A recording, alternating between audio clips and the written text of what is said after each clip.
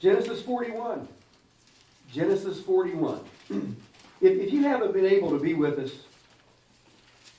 for a while, and you might be a little displaced in terms of what we've been going through and what we're doing on Wednesday nights, we've really been studying the life of Jacob.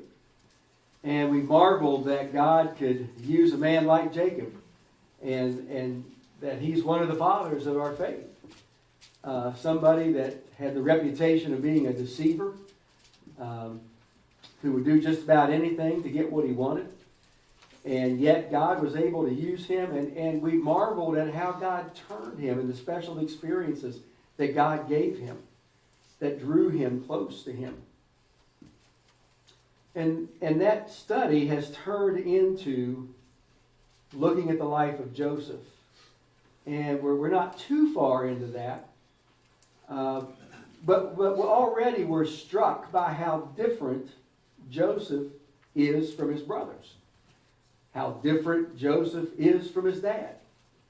Now, he was a bit of a rowdy teenager who got quite cocky over dreams that God gave him about how his brothers and his whole family were going to bow down to him, and how he was a favorite of Jacob, not one of Jacob's better moves as a dad. And of course, we remember what happened, right? The brothers couldn't stand him because he was hard to be around. I mean, he thought he was really something special. Because God told him he was something special, right? Very arrogant. Very arrogant. And you remember what happened to him, right? Yeah, they sold him. Brothers got fed up with him, threw him in a pit. They were a couple of them were ready to kill him. And a couple of older brothers stepped in and said, no, we can't do that. And then this band of Ishmaelites came along and they sold him. And all of a sudden, old Joseph began to get humbled. For the first time in his life, he was totally alone, totally by himself. Things were totally out of his control. Took him to Egypt, and he was sold to Potiphar, one of Pharaoh's officials. And you remember, from that point forward, it's so very clear, because we read it time and time again, God's favor was upon Joseph. God's favor was upon Joseph. And so when he got to Potiphar's house, you remember that because God's favor was on him, Potiphar saw that. And ended up putting him in the highest position, basically over his whole household. And Potiphar's wife, Joseph was a handsome guy. And Potiphar's wife kept going after him, trying to get him to go to bed with her. And eventually she accused him of trying to rape her. And so Joseph gets thrown into prison. And last week, as he was in prison, he ran into Pharaoh's chief cupbearer and baker. They ran out of favor with Pharaoh. Pharaoh threw him in prison. And by the way, if you remember, Joseph, because he had God's favor, really almost began to run the prison. Because the head warden saw God's favor was on Joseph. The cupbearer and the baker had a dream. They were disturbed by it. They didn't know what it meant. They came to Joseph. Joseph interpreted the dreams. Anybody want to remember what happened with the cupbearer and the baker? Cupbearer was restored, and the baker was put to death by Pharaoh. All right, and that's what the dreams' interpretations were. And Joseph said to the cupbearer, "Remember me when you go to Pharaoh and are restored to his position, to your position." Well, we ended last week, chapter 41. The very end of chapter 40, last verse. The chief cupbearer did not remember Joseph. He forgot him. 2 full years passed. So Joseph is in prison 2 full years. Hadn't done anything wrong. And last week, we took quite a bit of time talking about how Joseph, even when things even when he was faithful and things went bad, continued to trust God. And in the midst of that, God continued to show his favor on Joseph. And we talked about that quite a bit last week. How is it that we can be faithful to God, God can be faithful to us, and things go bad? We talked about that last week. So now we're going to pick up and see how this continues to play out. Let's look at verses 1 through 9 of Genesis 41. So 2 full years had passed. Pharaoh had a dream. He was standing by the Nile when out of the river came up 7 cows, sleek and fat. I think the ESV translates sleek as attractive. In other words, these were cows you want. Okay? These are the kind of cows you want to raise. They grazed among the reeds. After them, 7 other cows, ugly and gaunt, came up out of the Nile. And these aren't the kind of cows you want, right? And they stood beside those on the riverbank. The cows that were ugly and gaunt ate up the 7 sleek, fat cows. And Pharaoh woke up. Well, he fell asleep again, had a second dream. 7 heads of grain, healthy and good, were growing on a single stalk. After them, 7 other heads of grain sprouted, thin and scorched by the east wind. The thin heads of grain swallowed up the 7 healthy full heads. Then Pharaoh woke up. It had been a dream. In the morning, Pharaoh's mind was troubled. So he sent for all the magicians and wise men of Egypt. Pharaoh told them his dreams, but no one could interpret them for him. Then the chief cupbearer said to Pharaoh, "Today I'm reminded of my shortcomings." We'll hold it right there for a second, because the cupbearer ends up telling Pharaoh, there's a guy I met in prison, and he interpreted 2 dreams, and both of them came true immediately, within 3 days. And so Pharaoh calls for Joseph. Let's go ahead and look at verses 14 through 16, and we'll talk a minute. So Pharaoh sent for Joseph, and he was quickly brought from the dungeon. Does anybody have another word translated other than dungeon in verse 14? Anybody have the word pit? Okay, that can be translated. This is that same word we talked about last week. The same word that can be translated pit or cistern, which is where he was thrown by his brothers. Isn't it interesting that the same word is used? When he had shaved and changed his clothes, he came before Pharaoh. Pharaoh said to Joseph, "I had a dream and no one can interpret it. But I've heard it said that when you hear a dream, you can interpret it." "Well, I cannot do it," Joseph replied to Pharaoh. "But God will give Pharaoh the answer he desires." Okay. What do you see happening here?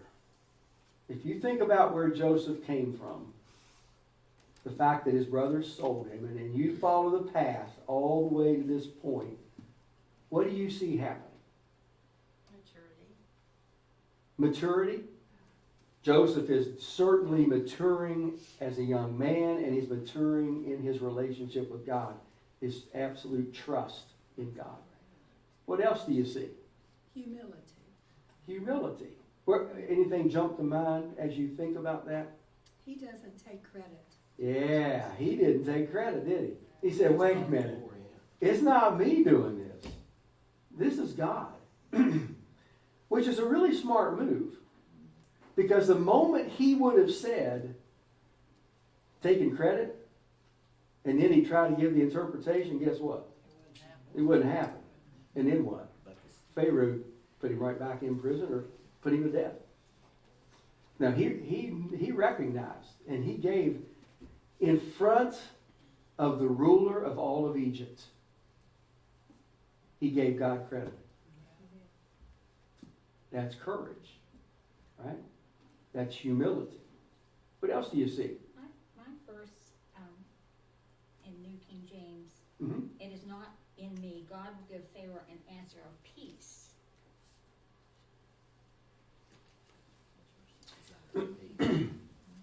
Okay, that is, in the NIV, it's translated the answer he desires.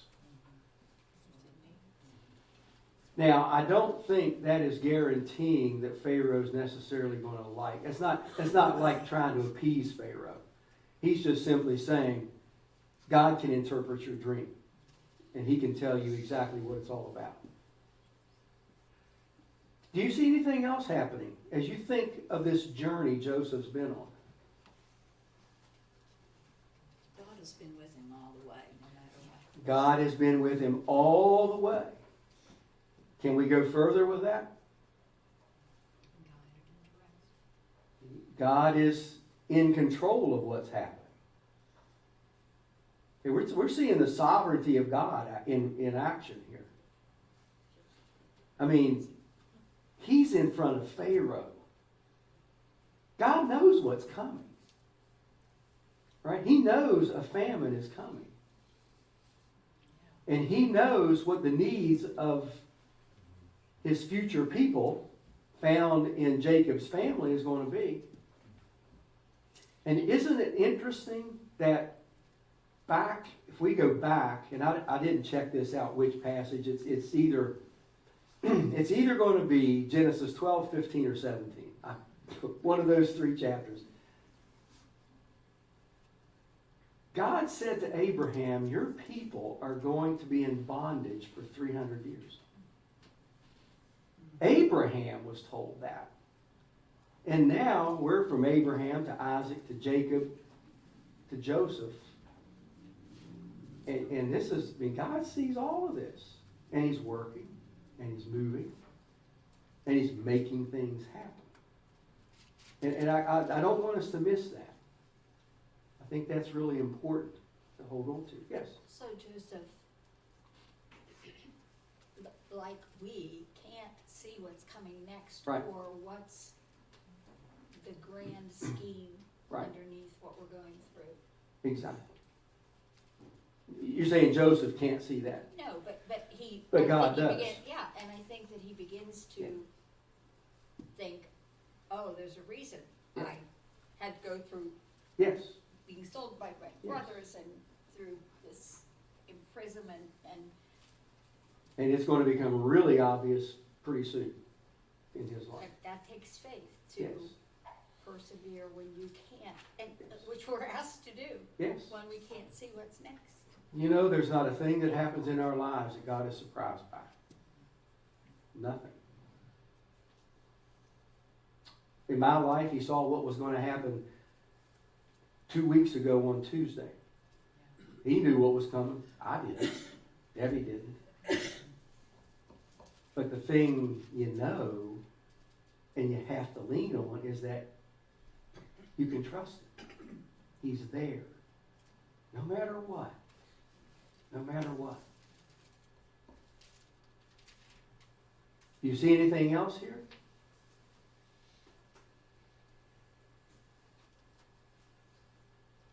I think Joseph's faith got stronger and stronger as he was in more and more Yeah.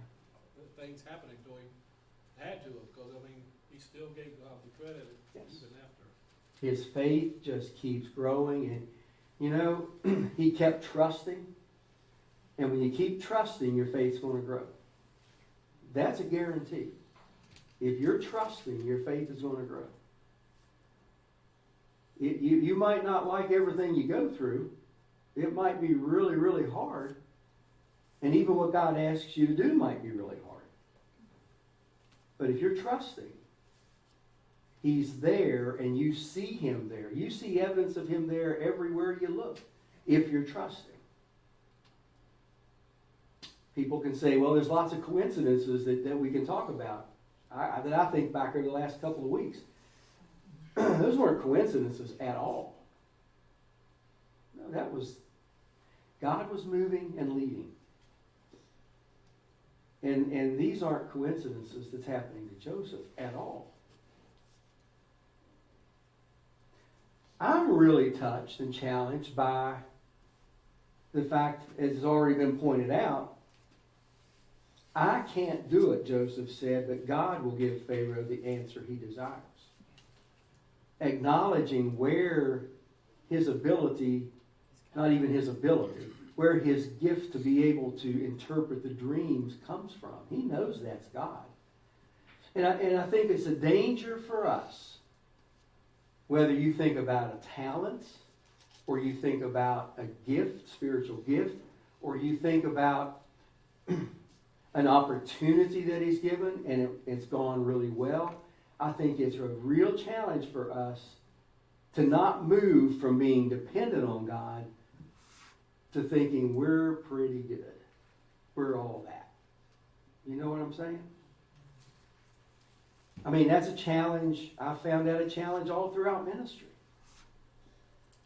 When I first start something, I have very little confidence in myself when I start something. And so when I have little confidence, guess who I'm leaning on? I'm leaning on Jesus. I'm leaning on the Lord. Now, as I gain confidence, then the challenge starts. The challenge at that point is, will I continue to lean on Jesus? Or will I start thinking, well, Joel, not bad, buddy. You're doing all right. All puffed up. Get all puffed up. Absolutely. Right? And the second I get puffed up, guess what? God knows how to take me out at the knees, buddy. He knows how to lay me low. And guess what? He knows how to do that with each one of us. Right? So, I'm taken by Joseph. I mean, he's standing before Pharaoh. He's in front of the big guy. And he gives credit to God. Any other thoughts or questions about that at this point? I was just thinking the opposite is kind of true too. Though. Okay. Because when you are in something that it doesn't turn out the way Yes. you think you're doing something, Yeah. you think you're doing something good, and then it doesn't turn out to be that way, you're kind of like, wow, what am I supposed to learn from this? Yes.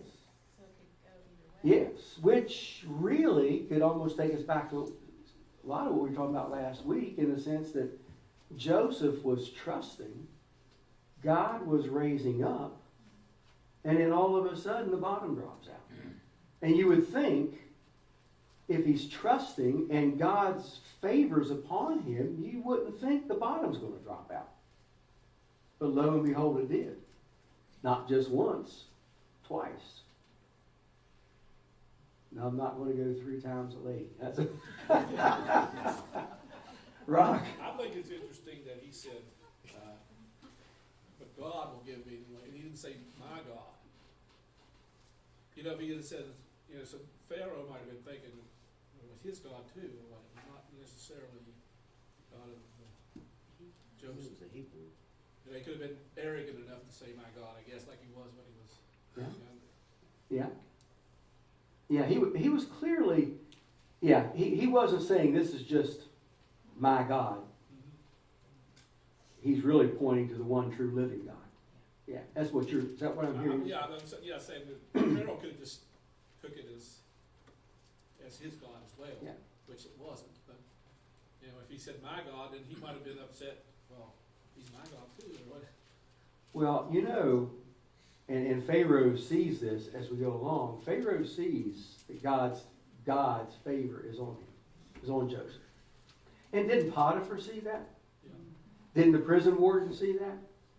And that's why they would lean on it, right? Laban saw that with Jacob. And which, is there a message in that for us in some way?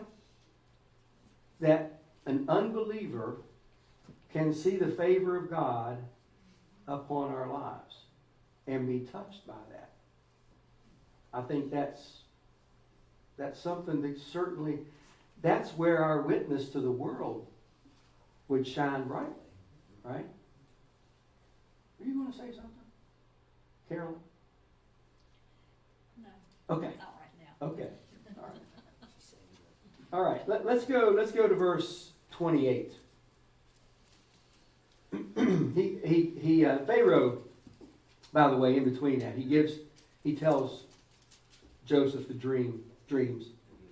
And then Joseph explains it. But look, verse 28, pick up. It's just as I said to Pharaoh. God has shown Pharaoh what he is about to do. 7 years of great abundance are coming throughout the land of Egypt. That's with the 7 healthy heads of grain, the 7 healthy cows. But 7 years of famine will follow them, which are the other parts of those dreams. Then all the abundance in Egypt will be forgotten. The famine will ravage the land. The abundance in the land will not be remembered because the famine that follows it will be so severe. Remember how the gaunt cows ate the fat cows, and the grains, the heads of grain that were just pitiful heads of grain, devoured the healthy heads of grain. So the abundance of the land will not be remembered because the famine that follows it will be so severe. The reason the dream was given to Pharaoh in 2 forms is that the matter has been firmly decided by God, and God will do it soon. Now let Pharaoh look for a discerning and wise man and put him in charge of the land of Egypt. Let Pharaoh appoint commissioners over the land to take 1/5 of the harvest of Egypt during the 7 years of abundance. They should collect all the food of these good years that are coming and store up the grain under the authority of Pharaoh to be kept in the cities for food. This food should be held in reserve for the country to be used during the 7 years of famine that will come upon Egypt, so that the country may not be ruined by the famine. The plan seemed good to Pharaoh and to all his officials. So Pharaoh asked his officials, "Can we find anyone like this man, one in whom is the Spirit of God?" And Pharaoh said to Joseph, "Since God has made all of this known to you, there's no one so discerning and wise as you. You shall be in charge of my palace, and all my people are to submit to your orders. Only with respect to the throne will I be greater than you." That makes you just want to go, wow. Doesn't it? I mean, God's favor is upon Joseph. And God's sovereignty is in action. What he desires to happen is going to happen.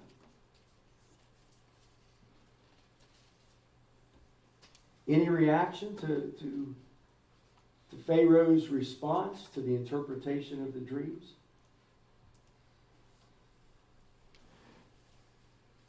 And to the good advice that he got along with it. Yeah. That he asked for. I mean, really, when you think about it, here is God's grace being poured out upon someone who doesn't even worship him, who doesn't even believe in him. I mean, this is upon Pharaoh.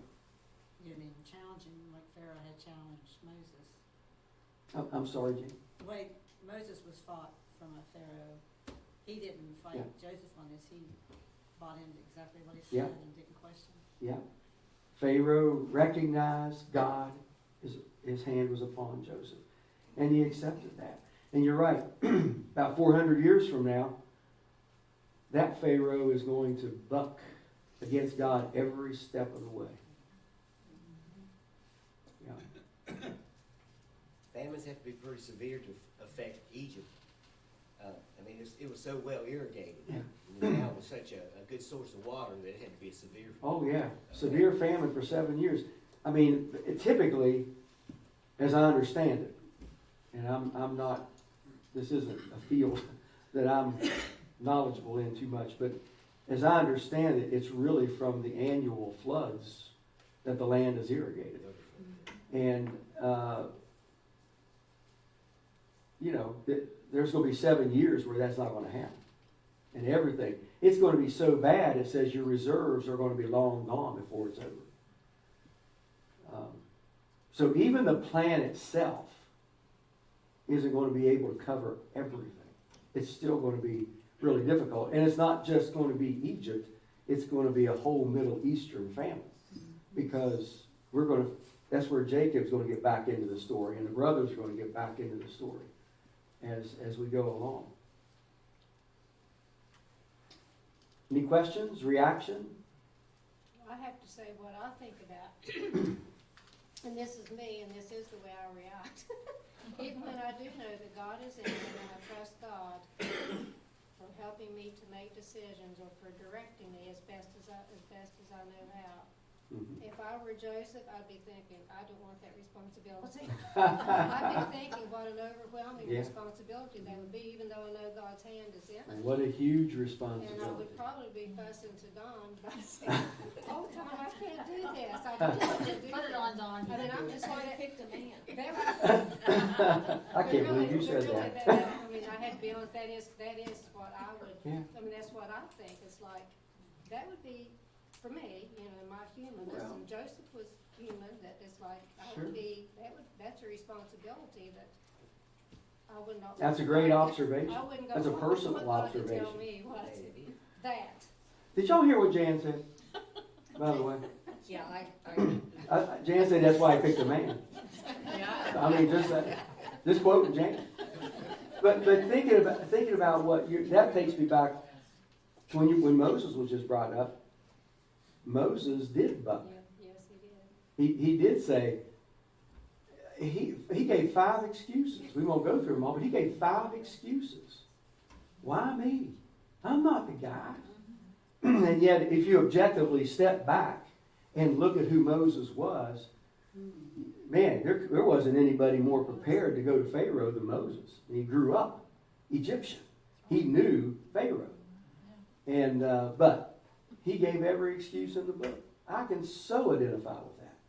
You just remind me, I don't have my Bible with me, but in my Bible, right there in that part of Moses, I wrote down, oh, Moses. Oh, Moses. And eventually, God got kind of frustrated with him.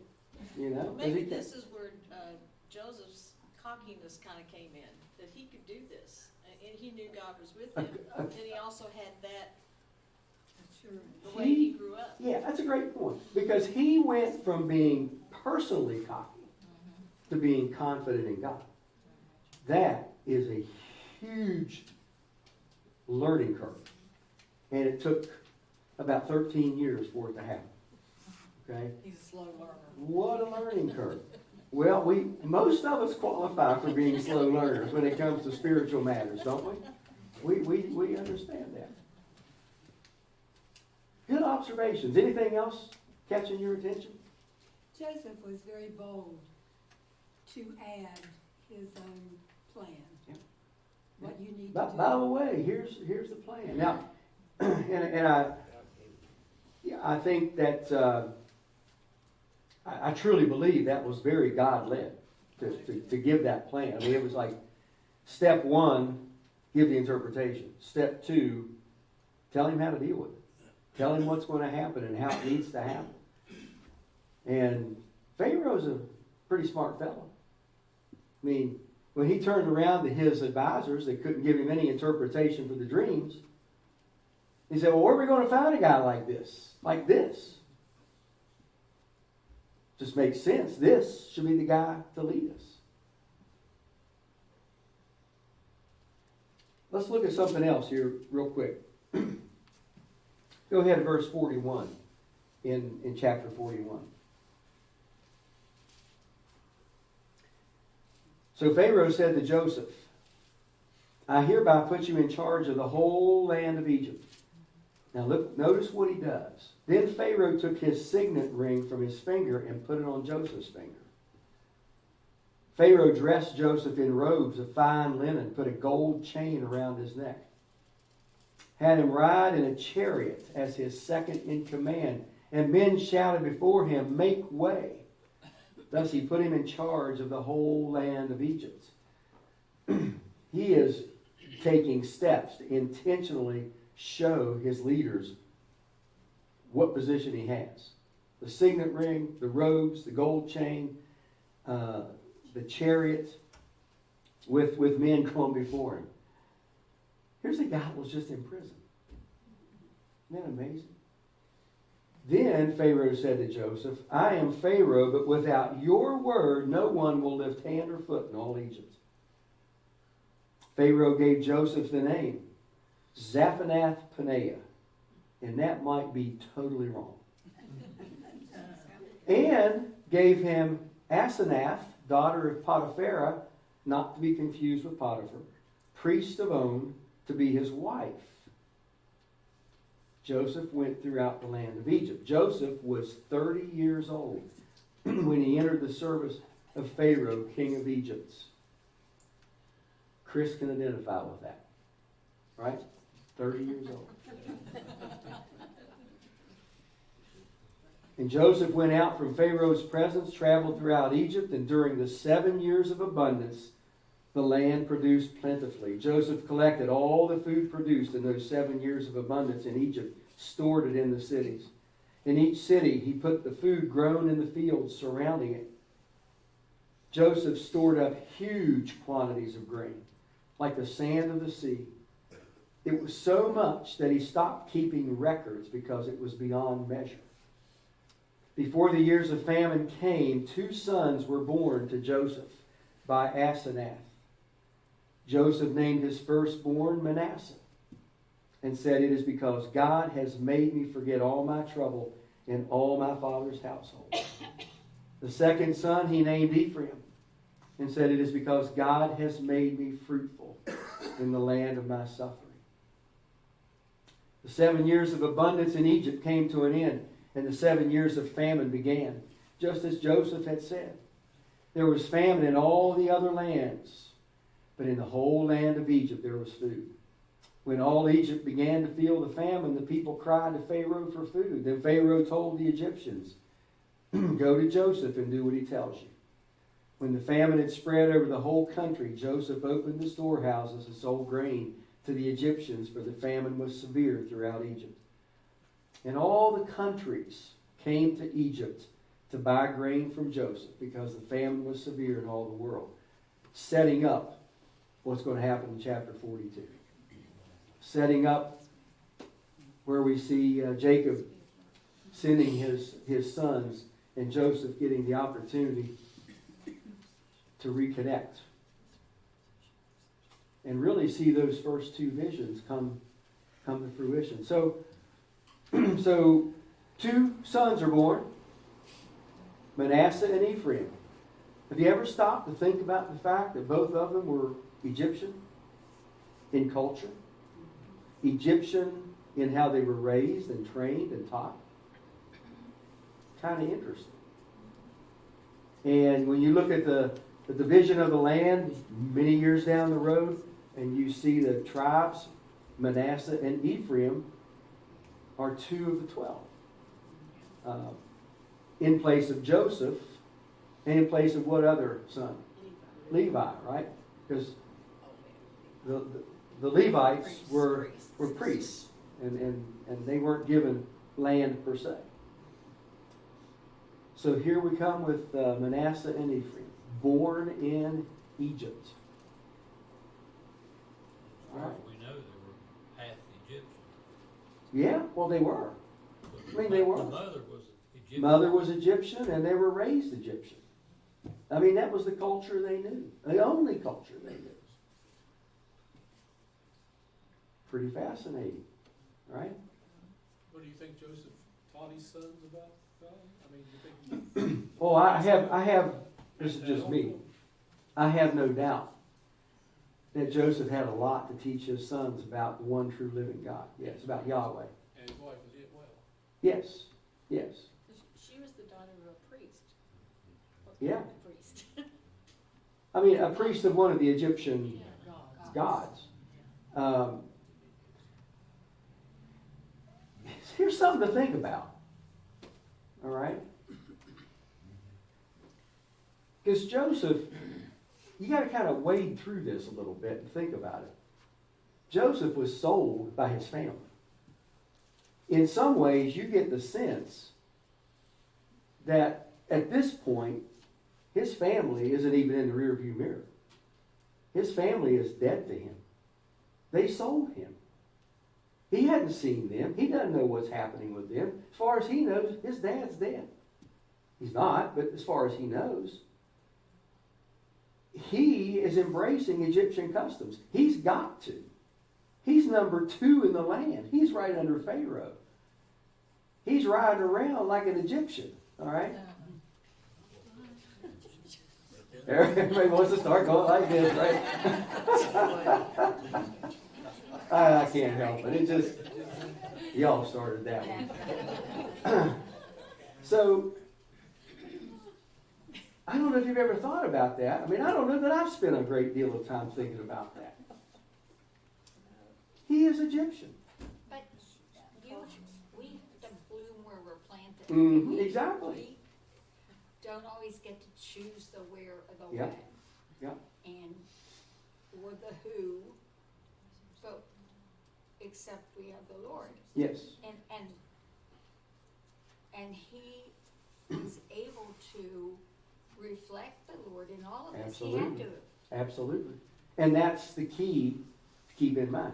What if you're trained to be a missionary today and you're sent to Uganda or you're sent to Haiti or you're sent to Russia, wherever you're sent, we have connections in all these places as American Baptists. You become a part of the culture. You're not just an American over there. You embrace the ways of the culture. And you let Christ minister through you, embracing the ways of the culture. You eat what they eat. You dress like they dress. You learn the language. I mean, that's how it works. That's how you reach them. That's how we reach, right? So, plenty to think about here. Anybody have a last word just burning inside you can't go here without? Not to put Scott under pressure here. I know your brain's always turning. Anything jumping out to you about this you feel like you need to share? I don't think so. Okay. Okay. Too much pressure. Yeah. His wheels are always turning. I know that. Julie said,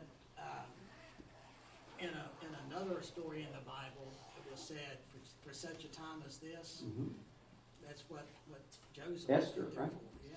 For such a time as Same this. thing. Good observation. Don't you love it? God's always got a plan, right? He's always working, even And we when. have to give control to him. Yes, we do. It doesn't go well when we take it. It when we goes try to take it. terrible if we don't give control to Him. Terrible. All right. Thanks for all your input. Let's stand together and pray.